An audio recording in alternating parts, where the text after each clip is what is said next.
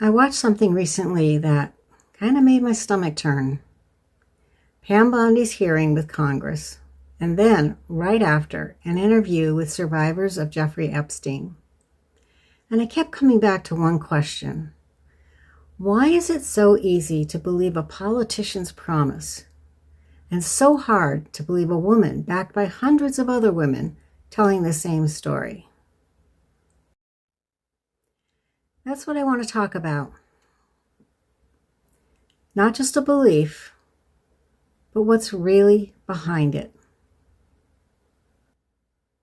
Let me start with something we all say. Oh my God, I can't believe what just happened. Look at that sentence. OMG is the shock. I can't believe is actually not disbelief at all. It's you affirming the surprise. And what just happened confirms that something real did happen. We use the language of disbelief to express belief all the time without thinking about it. Belief is confusing, and that's normal. That's human. But it gets a lot less innocent when the stakes go up. Let me give you an example. Say you see a flying saucer over your house. You're going to make a choice in that moment. Belief or disbelief? And the evidence, this thing hovering right above you, is only part of what decides it. Maybe you choose disbelief because you're afraid people will think you're crazy. Maybe disbelief because you're terrified of what that means.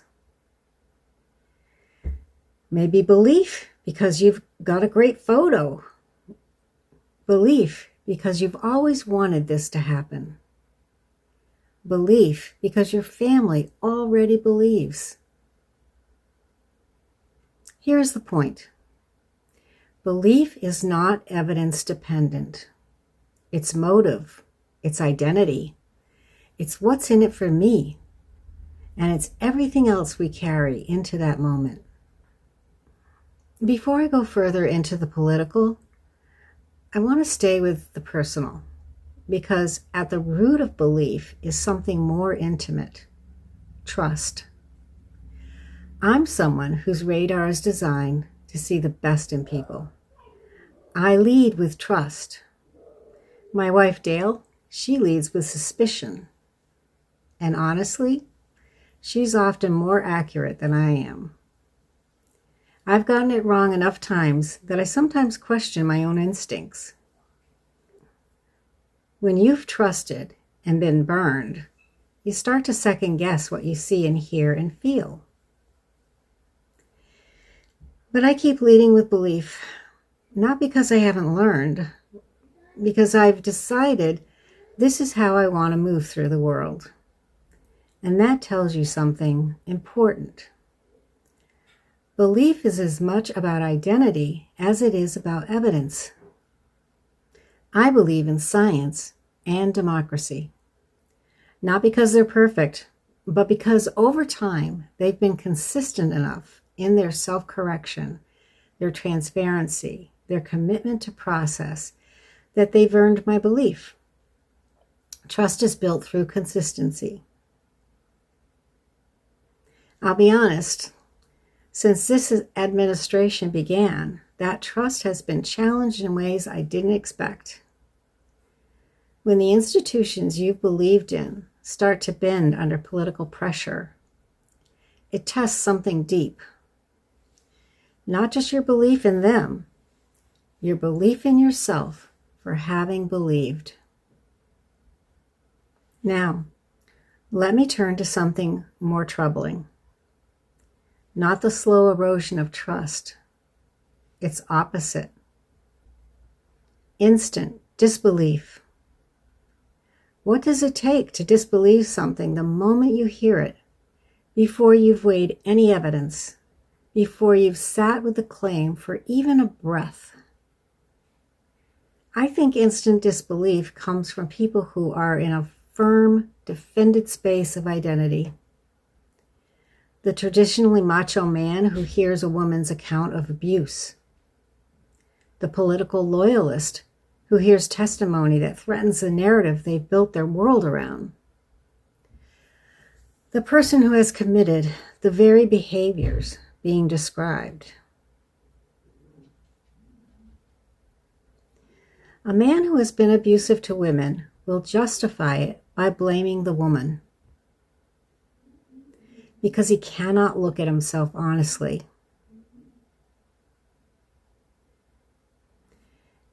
Instant disbelief comes from a position that, if released, would either destroy identity or admit guilt. That's why it's so fierce, so immediate, so immovable. It's not about the evidence, it's about self-preservation.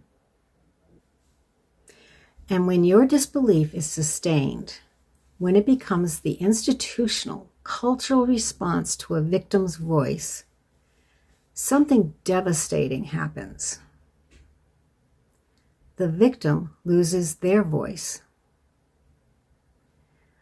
Not all at once, it's a wearing down through humiliation, through constant questioning, through the exhaustion of telling your truth to people who've already decided not to believe you. And then others witness this. When they see what happens to the person who speaks up, they learn something. It's not safe. It's not worth it. Stay quiet. That's how disbelief becomes cultural.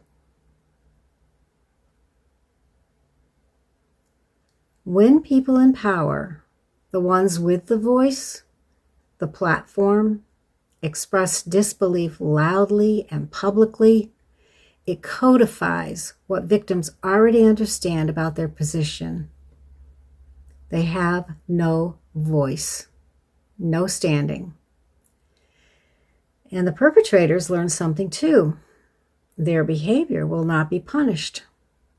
The system protects them. We begin to accept that this is just the way it is. I think about all this in relation to the Epstein victims. I watched Pam Bondi's hearing, and then I watched an interview with the survivors. The contrast was sickening. Here are women who have endured not just the abuse itself, but years of being disbelieved, dismissed, discredited. And still they come forward. Still they speak. Why does it take monumentally less evidence to believe a political promise than to believe one woman backed by hundreds of others? The answer is guilt, self-protection, self-interest. Evidence is irrelevant. And when that disbelief comes from people in power, the fight becomes beyond measure.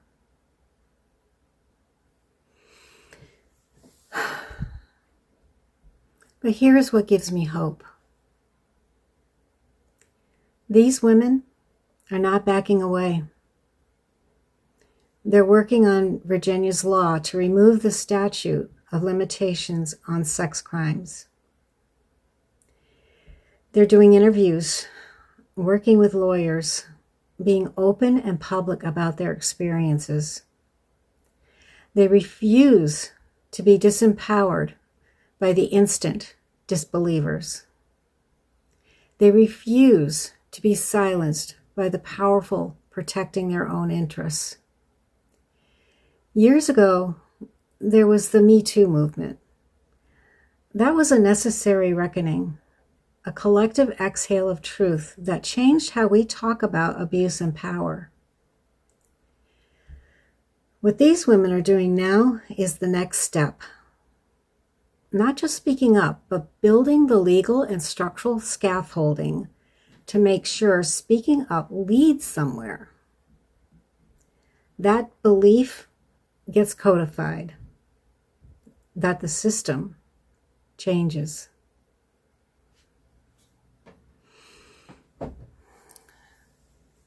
This is what courageous belief looks like. Not the easy kind, not the belief that costs you nothing, the kind that risks everything. And this is where I land after a difficult day of watching powerful people behave disgracefully. Belief is a choice. Disbelief is also a choice. And the reasons behind each reveal everything about who we are. I choose to believe the women. I choose to believe what their courage is telling us about the world we're living in and the one we could build. Because in the end, belief isn't just about what's true. It's about what we're willing to stand for.